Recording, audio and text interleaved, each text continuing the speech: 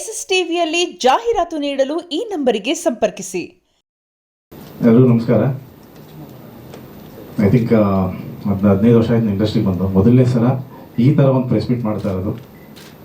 ನನ್ನ ಕೆರಿಯರ್ನ ಅತಿ ದೊಡ್ಡ ಹಿಟ್ಟು ಲವ್ ಮಾಕ್ಟೇಲ್ 3. ಅದು ನಂಬರ್ಸಲ್ಲಿ ಆಗ್ಬೋದು, ರಿವ್ಯೂಸಲ್ಲಿ ಆಗ್ಬೋದು, ಬಂದಿರೋಂಥ ಅಂದರೆ ರಿಸೀವ್ ಮಾಡಿರೋಂಥ ರೀತಿಲಿ ಆಗ್ಬೋದು. ಸೊ ಅದನ್ನು ಓಪನ್ ಆಗಿ ಹೇಳ್ತಾ ಇದ್ದೀನಿ, ನನ್ನ ಕೆರಿಯರ್ನ biggest hit love mocktail 3. So actually success meet plan ಮಾಡಿದ್ವಿ, ಅದು ನೋಡಿದ್ರೆ ಇದಾಗೋಯ್ತು ಈಗ. ಸೊ ನಾನು ಲವ್ ಮಾಕ್ಟೇಲ್ 2 ರಿಲೀಸ್ ಮಾಡಿದ್ದು 2022 ಫೆಬ್ರವರಿ 11ನೇ ತಾರೀಕು. ಸೊ ಅದಾದಮೇಲೆ ಬಹುಶಃ ಒಂದು 7-8 ತಿಂಗಳು ನಾನೇನು ಬೇರೆ ಬೇರೆ ಸಿನಿಮಾಗಳು ಮಾಡ್ಕೊಳ್ತಾ ಇದ್ದೆ, ಅದ್ರ ಬಗ್ಗೆ ಏನು ಯೋಚನೆ ಮಾಡಿಲ್ಲ ಪಾರ್ಟಿಗೆ. 2022 ಪ್ರಾಬ್ಲಿ ಡಿಸೆಂಬರ್ ಅಥವಾ 23 ಜಾನ್ವರಿ ಆ ಟೈಮಲ್ಲಿ ಕೂತ್ಕೊಂಡು ನಾನು, ಮಿಲನ ಮತ್ತು ಎದುರಂಗ ಕೂತ್ಕೊಂಡು ಒಂದು ಸ್ಕ್ರಿಪ್ಟ್ನ ಯೋಚನೆ ಮಾಡೋಕ್ಕೆ ಸ್ಟಾರ್ಟ್ ಮಾಡಿದ್ವಿ. ಏನು ಎತ್ತ ಏನು ಅಂತ ಒಂದಷ್ಟು ಯೋಚನೆಗಳು ಮಾಡೋಕ್ಕೆ ಸ್ಟಾರ್ಟ್ ಮಾಡಿದಾಗ ನಾನು ಸ್ಕ್ರಿಪ್ಟ್ ಹೇಗೆ ಬರಿತೀನಿ ಅಂದರೆ, ನನಗೆ ಯಾವಾಗಲೂ ಕ್ಲೈಮ್ಯಾಕ್ಸ್ ಏನು ಅನ್ನೋದು ಗೊತ್ತಾಗಬೇಕು. ಅದಾದಮೇಲೆ ನಾವು ಕತೆ ಬರೆಯೋದು. ಅಂದರೆ ನಾವು ಬಸ್ ಹತ್ತೀವಿ ಅಂದರೆ ಎಲ್ಲಿಗೆ ಹೋಗ್ತೀವಿ ಅಂತ ಗೊತ್ತಿರಬೇಕಲ್ಲ. ಈಗ ಬೆಂಗಳೂರು ಬಸ್ ಹತ್ಬೇಕೋ, ಹುಬ್ಳಿ ಬಸ್ ಹತ್ಬೇಕೋ, ಯಾವ ಬಸ್ ಹತ್ಬೇಕು ಅಂತ. ಸೊ ನಾನೇನು ಕತೆ ಹೇಳಕ್ಕೆ ಹೋಗ್ತೀನಿ, ಫಸ್ಟು ಅದು ಹೆಂಗೆ ಸ್ಟಾರ್ಟ್ ಆಗುತ್ತೆ, ಇಂಟ್ರೋಲ್ ಪಾಯಿಂಟ್ ಏನು, ಕ್ಲೈಮ್ಯಾಕ್ಸ್ ಏನು, ಇದು ಫಸ್ಟ್ ನಾನು ಮಾಡ್ಕೊಳ್ಳೋ ಕತೆ. ಸೊ ಅದಾದಮೇಲೆ ಸ್ಕ್ರೀನ್ ಪ್ಲೇನ ನಾವು ಕೂತ್ಕೊಳ್ಳೋದು.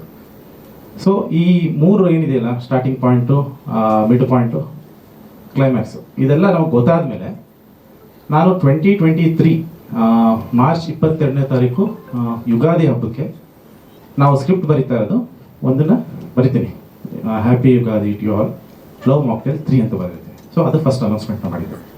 ಅದು ನಂದೆಲ್ಲ ಓಕೆ, ಇದು ಸಿನಿಮಾ ಮಾಡ್ಬೋದು ಅಂತ ನಂಬಿಕೆ ಬಂದ ಮೇಲೆ ಮಾಡೋಂಥ ಕೆಲಸ. ಯಾಕಂದ್ರೆ ಮುಂಚೆನೇ ನಾವು ಅನೌನ್ಸ್ ಮಾಡ್ಬಿಟ್ಟು ಆಮೇಲೆ ಕತೆ ಬರೀಲ್ಲ ಅವ್ರೆ. ಸೊ ಇದು ಮಾಡಿದ್ದು. ಸೊ ಅದಾದಮೇಲೆ ನನಗೆ ಗುರುದೇಶ್ ಪಾಂಡೆ ಅವರು ಮತ್ತು ರಾಘವೇಂದ್ರ ನಾಯಕ್ ಆಮೇಲೆ ಬಂದಿತ್ತು. ಗುರುದೇಶ್ ಪಾಂಡೆ ಅವರು ಕತೆ ಹೇಳಬೇಕು ಅಂತ ನನಗೆ ಫೋನ್ ಮಾಡಿದ್ರು. ಸೊ ಅದನ್ನು Raghavendra M Nayak, so called ರೈಟ್ರು ಏನು ಹೇಳಿದ್ದಾರೆ ನಿನ್ನೆ ಮಾಧ್ಯಮದಲ್ಲಿ, ಸೊ ಅದನ್ನು ಫಸ್ಟ್ ಪ್ಲೇ ಮಾಡ್ತೀನಿ, ಆಮೇಲೆ ಮಿಕ್ಕಿದ್ದು ಮಾತಾಡೋಣ.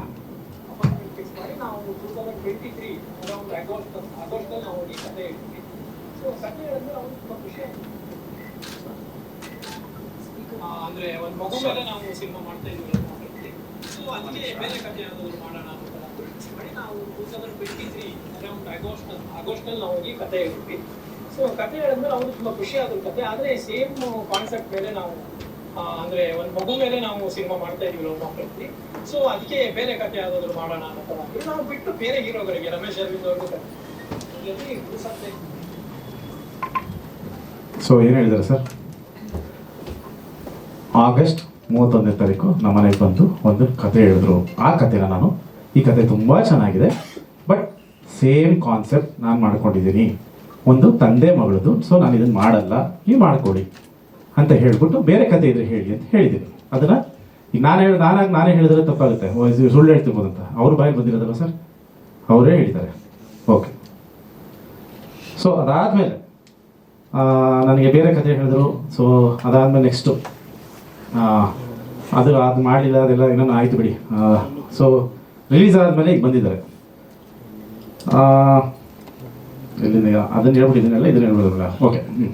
ಅವ್ರು ಹೇಳಿದ್ರು ಈ ಕತೆ ಅದ್ಭುತವಾಗಿದೆ ಅಂತ. ಇವ್ರು ಏನೇನು ಹೇಳಿದಾರಲ್ಲ ಸರ್ ಇಲ್ಲಿ ಈ ವಿಡಿಯೋದಲ್ಲಿ, ಅಷ್ಟು 100% ನಿಜ, 1% ಸುಳ್ಳಿಲ್ಲ, 100% ನಿಜನೇ ಅವ್ರು ಹೇಳಿರೋದು. ಆ ಕತೆ ಚೆನ್ನಾಗಿದೆ ಅಂತಂದೆ. ಈ ಕತೆ ಅದೇ ಅವ್ರು ಹೇಳಿದ್ರಲ್ಲ, ನನ್ನ ಕತೆ, ನಾನು ಬರೆದಿರೋಂಥ ಅಷ್ಟು ವರ್ಷ ಕೂತ್ಕೊಂಡು ನಾನು ಬರೆದಿರೋಂಥ ಸ್ಕ್ರೀನ್ ಪ್ಲೇ, ಅದು ಇದು ಆಳು ಮೂಳು, ಅವ್ರ ಕತೆ ನಾನು ಕದ್ಬಿಟ್ಟೆ, ಅದು ಇದು ಅಂತ ಹೇಳಿದ್ರಲ್ಲ ಸರ್.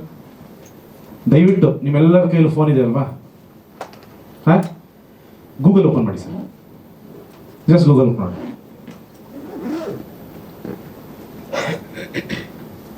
ನಾನೊಂದು ಹೇಳ್ತೀನಿ, ಟೈಪ್ ಮಾಡಿ, Hindu man adopted Muslim child in Lucknow ಅಂತ ಹೊಡಿರಿ ಸರ್. ಸೊ ಅಲ್ಲಿ ನಿಮಗೆ ಒಂದು ಕೇಸ್ ಬರುತ್ತೆ.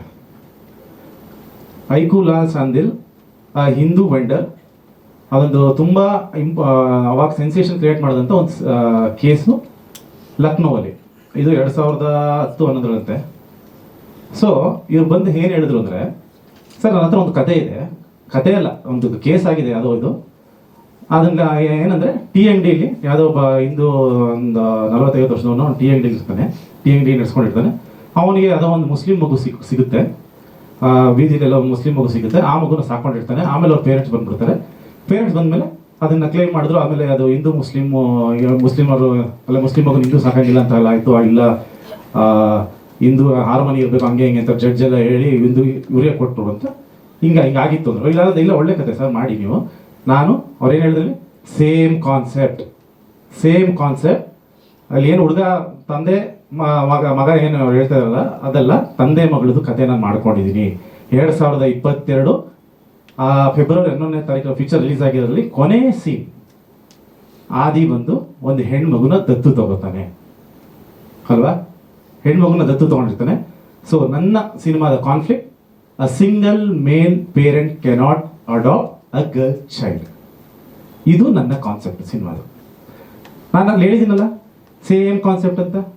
ನಾನೇನು ಅವ್ರಿಗೇನು ಸುಳ್ಳು ಹೇಳಿಲ್ವಲ್ಲ. ನಾನು ಆಮೇಲೆ ಇನ್ನೊಂದು ಮಾತು ಹೇಳಿದೆ ಅವ್ರಿಗೆ, ಈ ಕತೆ ಚೆನ್ನಾಗಿದೆ ನೀವು ಮಾಡಿ. ಈಗ ಒಂದು ಥ್ರಿಲ್ಲರ್ ಸಬ್ಜೆಕ್ಟ್ ಬರುತ್ತೆ ಸರ್, ಒಂದು ಥ್ರಿಲ್ಲರ್ ಸಬ್ಜೆಕ್ಟ್ ಬಂದಾಗ ನಾನು ಬರ್ಕೋತಾ ಇರ್ತೀನಿ ಒಂದು ಸೈಕೋ ಥ್ರಿಲ್ಲರ್ ಅಂತ ಅಂದ್ಕೊಳ್ಳಿ. ಸೊ ಸೈಕೋ ಕಿಲ್ಲರ್ ಕಥೆಯಲ್ಲಿ ಅಂದರೆ ಯಾರೋ ಬಂದು ನನಗೊಬ್ಬ ಹೇಳ್ತಾನೆ, ಸರ್ ಒಂದು ಸೈಕೋ ಥ್ರಿಲ್ಲರ್ ಸರ್, ಹಿಂಗೆ ಒಂದು ಸೈಕೋ ಥರ ಆಡ್ತಾ ಇರ್ತಾನೆ, ಎಲ್ಲ ಸಾಯಿಸ್ತಾ ಇರ್ತಾನೆ, ಏನಕ್ಕೆ ಸಾಯಿಸ್ತಿದ್ದೆ ನನಗೆ ಗೊತ್ತಾಗಲ್ಲ. ಸೊ ಮೇ ಬಿ ಅದನ್ನು ಪೊಲೀಸ್ನವ್ರು ಕಂಡುಹಿಡಿತಾನೆ ಸರ್, ಇದು ಸರ್ ಅಂತಾನೆ. ನಾನು ಹೇಳ್ತೀನಿ ಇಲ್ಲಪ್ಪ, ನಾನು ಸೈಕೋ ಥ್ರಿಲ್ಲರ್ ನಾನು ಕತೆ ಮಾಡ್ಕೊಂಡಿದ್ದೀನಿ, ನಾನು ಈ ಕತೆ ಮಾಡಲ್ಲ, ನೀವು ಬೇರೆಯವ್ರಿಗೆ ಯಾರು ಹೇಳ್ಕೊಡ್ತೀನಿ ಅಲ್ವಾ, ಇದೇ ಥರ ನಾನು ಹೇಳಿರ್ತೀನಿ. ಸೊ ಅದಾದಮೇಲೆ ಸಿನಿಮಾ ರಿಲೀಸ್ ಆದಮೇಲೆ ಈಗ ಇನ್ನೊಂದು ವಿಡಿಯೋ ಅವ್ರ ಬಾಯಿಂದ ಬಂದಿರೋಂಥದ್ದು, ಇನ್ನೊಂದು ವಿಡಿಯೋ ಹೇಳ್ತೀನಿ ಕೇಳಿ.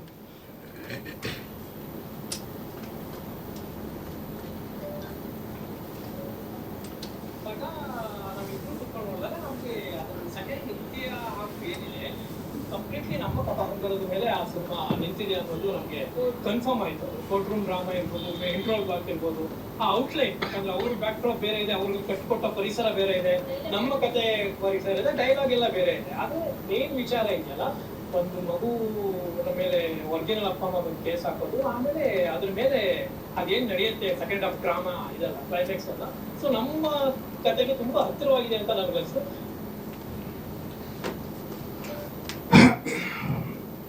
ಸೊ ಕೇಳಿಸ್ಕೊಂಡ್ರಿ.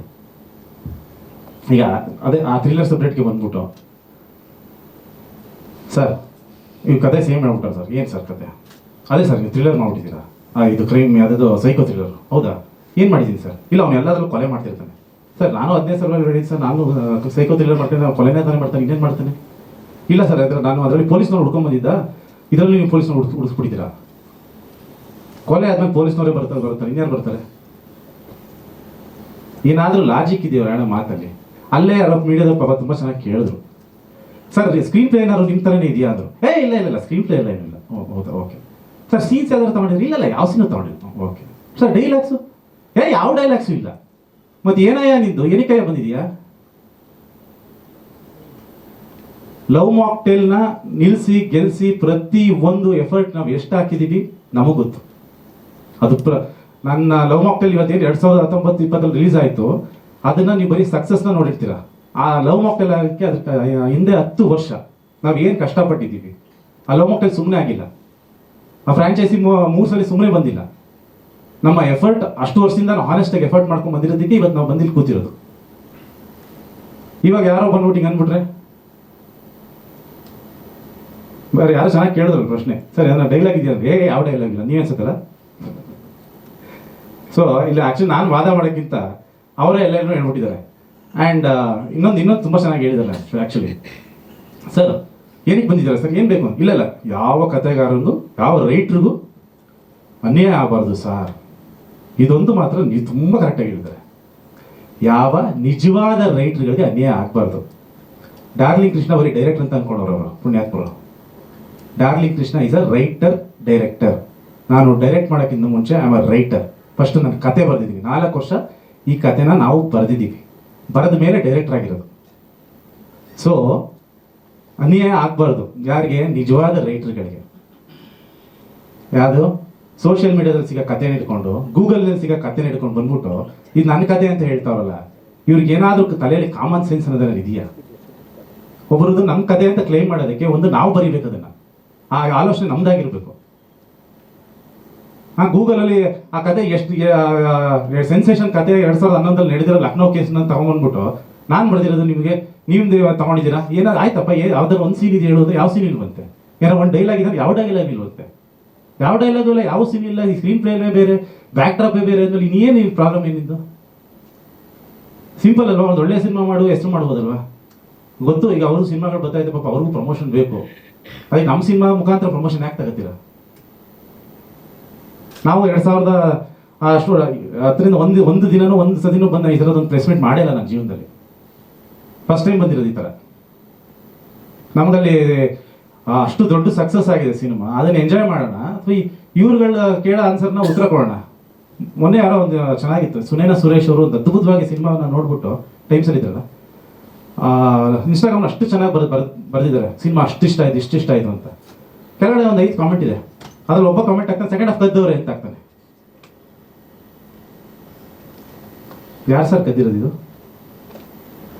ಒಬ್ಬ ಮೇಕರ್ಗೆ ಇದಕ್ಕಿಂತ ಒಂದು ಅವಮಾನ ಮಾಡೋದಿದೆಯಾ?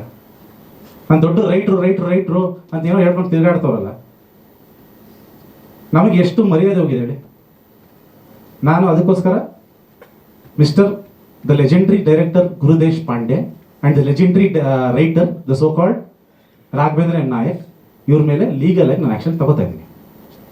ಸೊ ಯಾವ ಕಾಂಪ್ರಮೈಸು ಮಾಡ್ಕೊಳ್ಳಲ್ಲ, ಏನೂ ಮಾಡಲ್ಲ. ಅದಕ್ಕೆ ನಾನೇನು ನಿನ್ನೆ ಮೊನ್ನೆ ಎಲ್ಲ ಸುಮ್ಮನೆ ಇದ್ದಿದ್ದು, ಆ ಲೀಗಲಿನೇ ತಗೊಂಡೋಗ್ಬೇಕು. ಯಾಕಂದರೆ ಇಂಥವ್ರಿಗೆಲ್ಲ ಉತ್ತರ ಹಂಗೆ ಕೊಡಬೇಕು. ನಿಮ್ದೇನೋ ಪ್ರಶ್ನೆ ಇದೆ ಕೇಳಿ ಸರ್. Thank you.